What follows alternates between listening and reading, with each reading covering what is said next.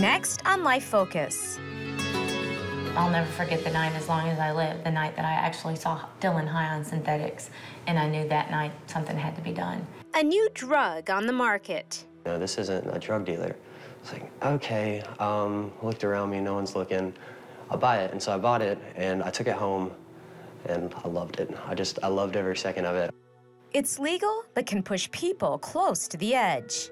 They're so bored. They're looking for something to get into. Our getting into back then was smoking a joint, drinking a beer, and drag racing. You know, nowadays it's, it's right the opposite. It's seeing how far you can carry the limit to. How far can I go before I die? A perfectly legal substance found at your local convenience store. You don't know what these chemicals that they put in this are going to do to you in 5, 10 years. Nobody knows the effects it has. Kids getting caught up in it, addicted to it, overdosing on it without having any idea of the implications. Secrets in Suburbia. Next on Life Focus. Life Focus is sponsored in part by the Salvation Army. This international movement meets human needs without discrimination, offering rehabilitation and relief of poverty. Life Focus is also sponsored in part by the Chesed Foundation in memory of Elizabeth, Peter, Hank, Sam, Joe, and Ben Willis. CADCOR, connecting communities to reduce substance abuse and violent crime. And the Edgar and Elsa Prince Foundation, a civic-minded organization supporting the community through faith. Are you touched by something you saw or heard on this program? Join us today in bringing the hope we have in Christ to viewers around the world. We would love to hear from you by contacting us at www.lifefocus.tv, where you can request prayer, sign up for our newsletter, or submit a story idea.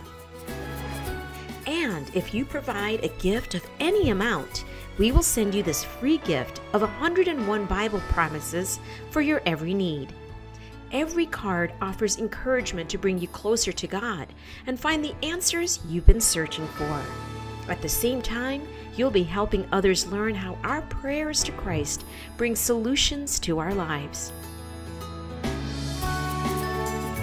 Visit our website at www.lifefocus.tv and hit the donate button. Thank you for partnering with us and allowing us to continue this ministry, telling powerful stories of where faith and life intersect.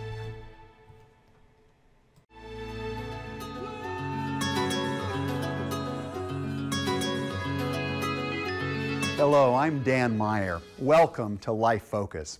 Today we're going to meet two teenagers whose lives turned upside down because of addiction. What's unusual about their stories, you may wonder?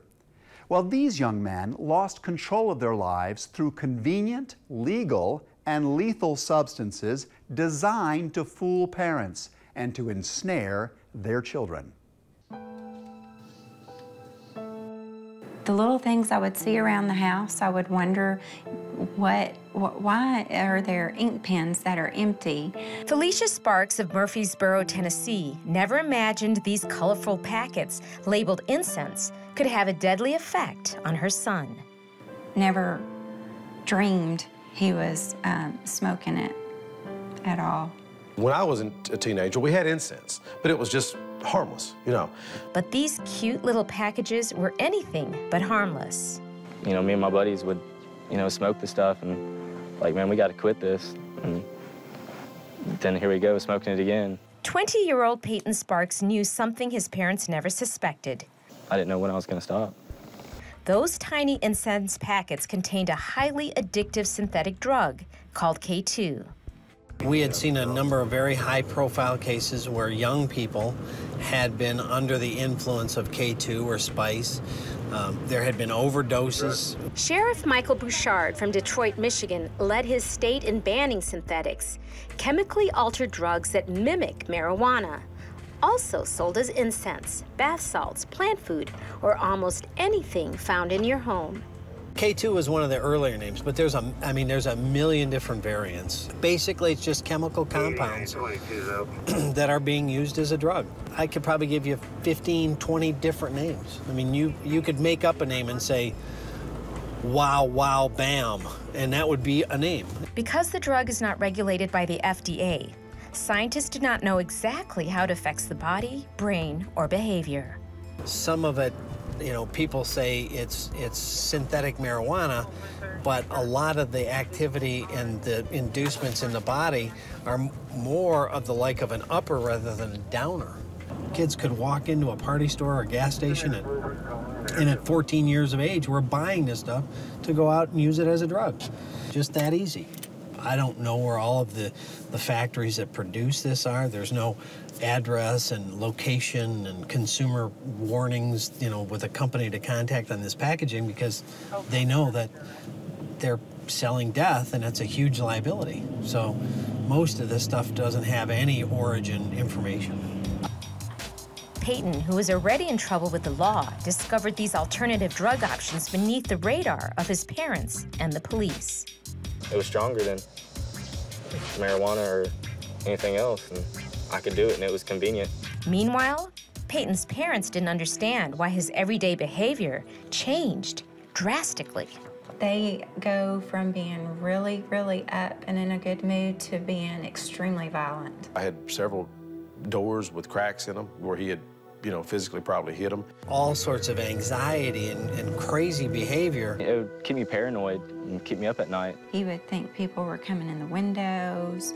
He would want all the windows locked. He wanted everything dark. It was almost a living hell for us. I didn't know it was coming on as an addiction.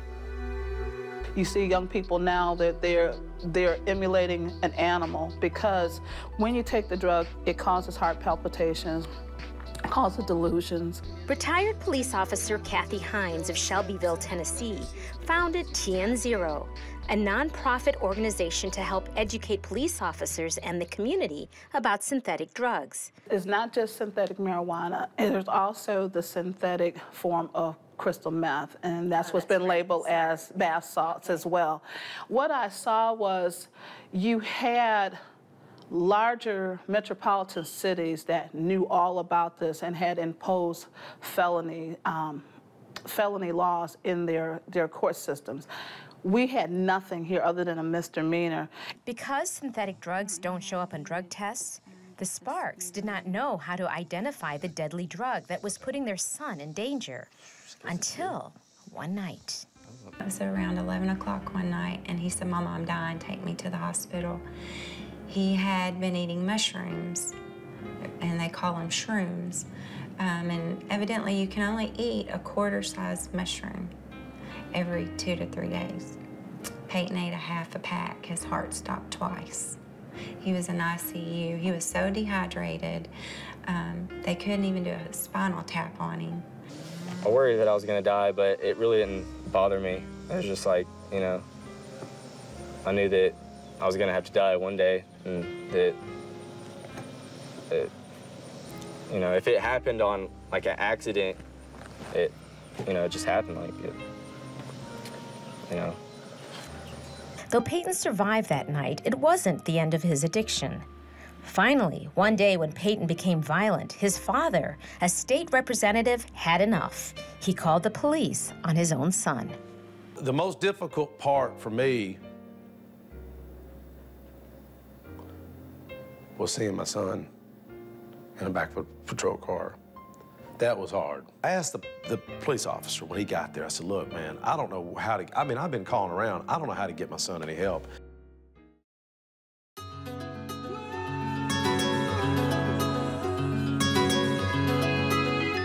It's called anything from bath salts to K2, spice, plant food, or even herbal incense enhancer. For 20-year-old Dylan Evans, however, a drug by any name could not be more addicting. And for his mother, could not be more frightening. I think synthetic is a scary word because it almost makes it sound like it's fake. And there's nothing fake about these drugs. Brooke Wyant knows how very real methadone and cathadone substances are, synthetic drugs that captivated her son Dylan. It was probably a big lie, but I just thought everything that I was doing was magnificent, and everything just felt great. And I really liked it. I enjoyed it at the time. What Dylan was taking was a drug called Molly's plant food, which is has the same similar side effects of ecstasy, only multiplied 30, 40 times. A typical dose of the street drug ecstasy is 10 milligrams, and what Dylan was taking was 300. It's exactly the same drug, only 30 times more potent. Brooke would tell you her 20-year-old son grew up in a loving home where he had every opportunity to succeed. When I think of Dylan, I think of this big old green-eyed, white-haired, he wasn't blonde, he white-haired, tow-headed, fun-loving kid who just smiled all the time. Although his parents divorced, Dylan Evans admits the life his parents gave him was good. And though not much into sports, this good-looking young man found his niche in music and academics. I had a fantastic childhood, I did, yeah. My parents divorced, it's been like something like 13 years ago, you know, like every other parent. My dad is big into music, and I'm the only one of his children who is big into music just the same. Other than that, my mom's a cheerleading coach, my stepdad's a football coach, and they do that whole sports thing. So he earned high school credit in middle school, and so when he got to high school, he was able to finish in 3 years. Dylan accepted a full-ride scholarship to Middle Tennessee State University based on his high grades and test scores. At the same time, he inherited money from his grandfather, allowing him to go to school and live in an apartment on his own. I came out with my first semester with A's and B's. Dylan's future looked bright until one day he was introduced to a new drug, a legal one. A few friends told him about a perfectly legal drug that comes in a capsule form and is easy to find, right at a local convenience store. I saw it sitting there on the counter, and I was like, okay, so you can buy this stuff in a store. You know, this isn't a drug dealer. It's like, okay, looked around me, no one's looking. I'll buy it. And so I bought it, and I took it home, and I loved it. I loved every second of it. Love at first try, however, turned into a nightmare addiction. It was an isolation drug. I would use it, stay up after hours, and play music pretty much all night. I think it was like a snowball effect, you know? Probably at first, I can't remember. It's all kind of foggy. I can't remember exactly, but I know I was just taking one capsule. You know, that was $10 to $15, somewhere those two prices. And I would take it, just ingest it, you know? I wouldn't even like mess with the capsule itself, just ingest one capsule. And I'd say I probably did that once or twice a week for a few months. And then it got to the point where I started wanting to do it more. But soon, the long nights ate up his school days. I was using the drug enough to where I would go to the school the day after using, and it was just kind of like the last thing I wanted to do was the schoolwork because, you know, I have the jitters, I lost a lot of weight and stuff like that. Each capsule cost $15. At first, a small dose satisfied him, but in just a few short months, this promising scholar turned into a synthetic drug junkie. Well, I eventually ran out. It was by, I'd say by March that I spent about $5,000. March of 2011, after about 3 months, I had run out of the $5,000. But sometimes, you know, he'd call me needing this or needing that, and Mom would help him. She was giving me money for gas, her credit card, her car after I wrecked mine, because she knew in the back of her head that, you know, she was enabling me. But she really hoped that wasn't what was going on, or I guess she was lying to herself. Brooke even took her college dropout back home to help him get on his feet. But that's when Dylan's addiction hit its ultimate low. I did steal.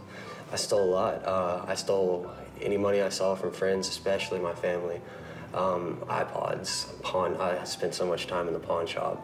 You know, just very, very trashy, low-life living, you know. Low-life living combined with an angry, empty personality. A change that tore his mother apart. It was just like heart-wrenching. You can't help but cry to see a kid who had, you know, the world at his fingertips just become just a shell of who he had once been. He was a user. Dylan became a user. With encouragement from her husband, Dylan's stepfather, Brooke decided to stop enabling her son and quit giving him money and the use of her car. Measures Dylan simply could not accept. Oh, he was so angry with me. And he wanted to leave. He kept saying he wanted my keys, and I wouldn't let him have my car. I wouldn't give him anything. And I knew what he needed my keys for. He was gonna go do whatever it took to get another hit. And so it's almost like we boxed him in, we caged him. And that's when Dylan overdosed. And in all honesty, I did some research beforehand. I knew it wasn't gonna kill me. I knew that it would probably hurt me. So it was more like just a call for attention. When I took him to the hospital, Dylan was considered a risk to himself. And I couldn't take my green-eyed, blonde-haired kid home anymore. I mean, he'd lost his rights. I'd lost my rights as his mom.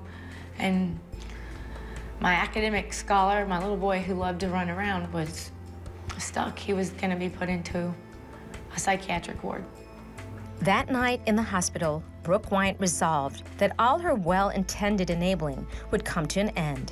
And she did the hardest thing any mother could do. The hardest steps I ever took in my life was leaving the hospital that night. Yeah.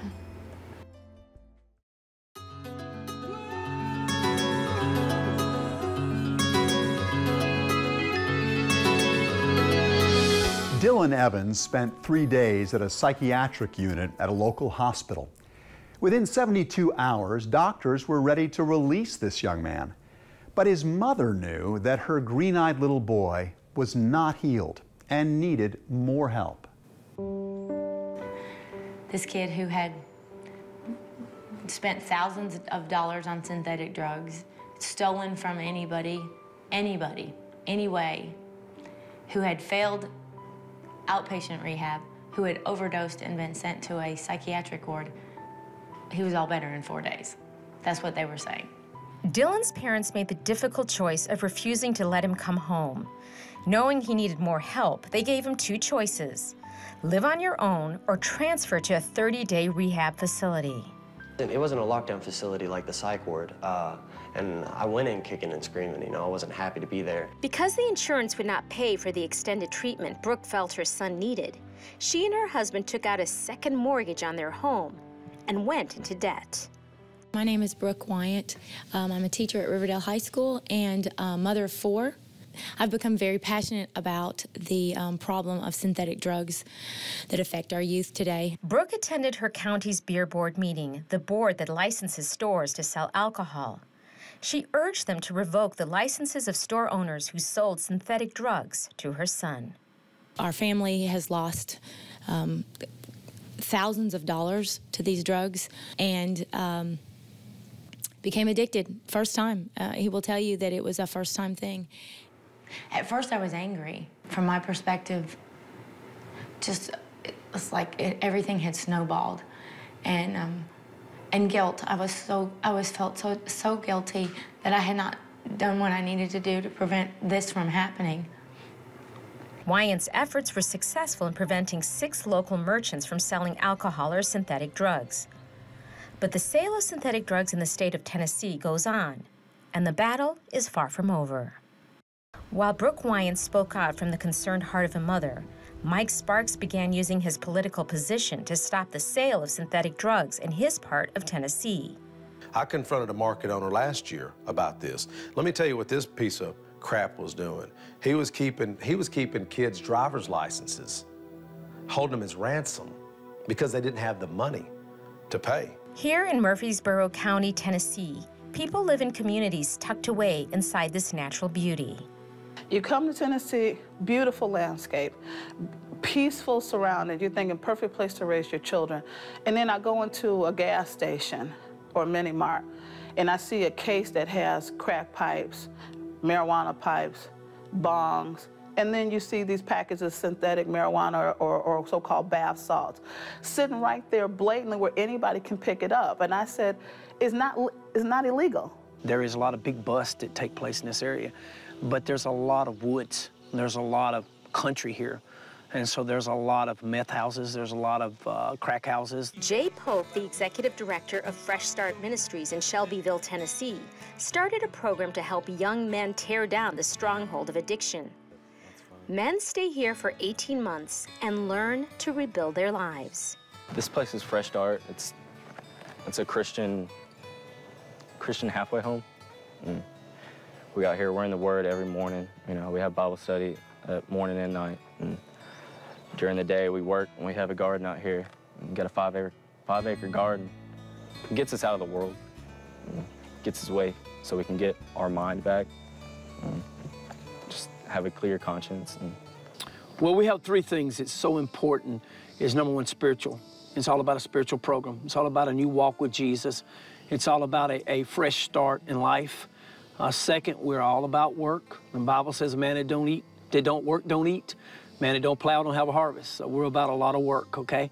And then the third is getting that right counseling. See what's making him tick. What's the root of the problem? Most men living in this house come by choice. The judge ruling in the case of Mike Sparks' son, Peyton, sent the young man here rather than prison to give him a second chance to mend his life.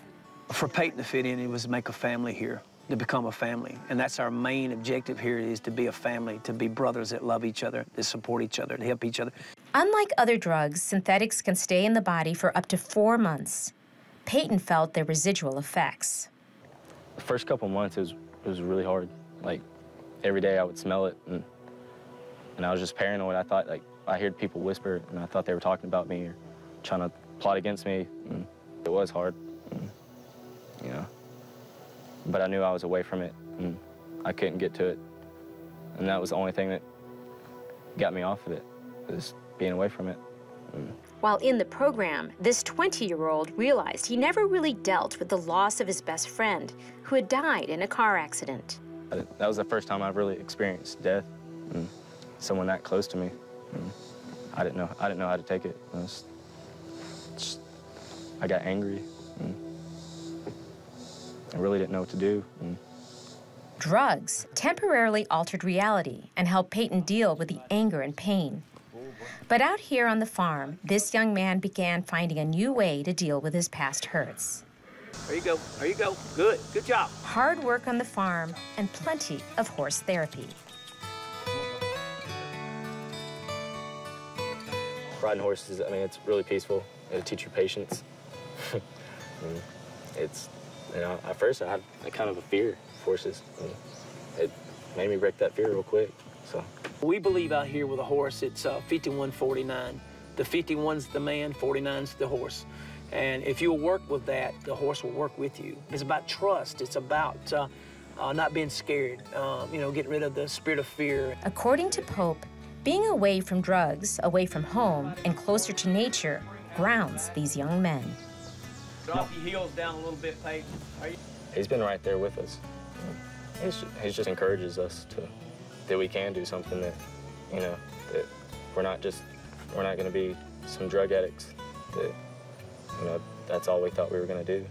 From his experiences in Pastor Jay's program, Peyton is also learning to rebuild his relationships. You know, me going through this program, it's really helped us, you know, come closer and to start being a real family again. He has a sparkle in his eye that I've not seen since the 6th grade. I do know one thing for a fact. I want to continue to play worship music. That's kind of my calling. Out from rehab, Dylan Evans has replaced his craving for drugs with a renewed love for music. I have a whole lot less to my name even. In trying to pay back my parents and everything, I've lost a lot of my material items. I have a whole lot less money because I'm not trying to accept money because, I don't know, I'm not trying to be back in that place. But I'm far happier, you know. I'm very happy. I'm very happy, yeah. The beauty of this story is that he took what he learned in rehab, and I'm not silly enough to think that there aren't going to be setbacks, that there are going to be things that along the way he might do that he never tells me about. I mean, I'm not going to be naive anymore. I got a portion of my kid back. His love for music is headed in the right direction. He's using it now as a worship leader in his church. He's at home. This is the kind of stuff that makes me cry. It was my will that put me in rehab. And it's God's favor that I'm receiving by trying to find His will, you know, but trying to work towards that. And that's where I am right now, and it's a great place to be. It is. If you are dealing with addiction in your home, we hope that this program helps you see the pattern and the common mistakes we make in trying to help our loved ones. Both Felicia and Brooke realized that they needed to stop enabling and allow their sons to face the consequences. Eventually, with a strong resolve and faith, their families had hope for recovery. More information about this program and resources for addiction can be found on our website. For now, I'm Dan Meyer, and we'll see you again next week. More information on this program or how to order this and other episodes can be found online at www.lifefocus.tv. Please refer to the name of the program on the screen. Are you touched by something you saw or heard on this program? Join us today in bringing the hope we have in Christ to viewers around the world. We would love to hear from you by contacting us at www.lifefocus.tv, where you can request prayer, sign up for our newsletter, or submit a story idea. And if you provide a gift of any amount, we will send you this free gift of 101 Bible promises for your every need. Visit our website at www.lifefocus.tv and hit the donate button. Thank you for partnering with us and allowing us to continue this ministry, telling powerful stories of where faith and life intersect.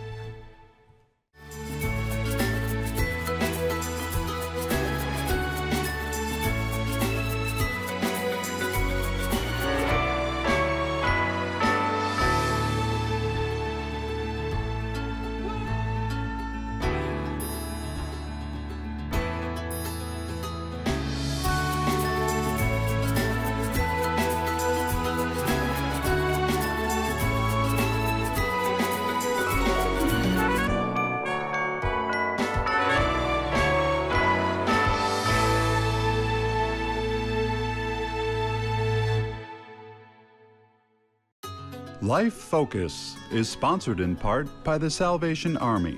This international movement meets human needs without discrimination, offering rehabilitation and relief of poverty. Life Focus is also sponsored in part by the Chesed Foundation in memory of Elizabeth, Peter, Hank, Sam, Joe, and Ben Willis. CADCOR, connecting communities to reduce substance abuse and violent crime. And the Edgar and Elsa Prince Foundation, a civic-minded organization supporting the community through faith.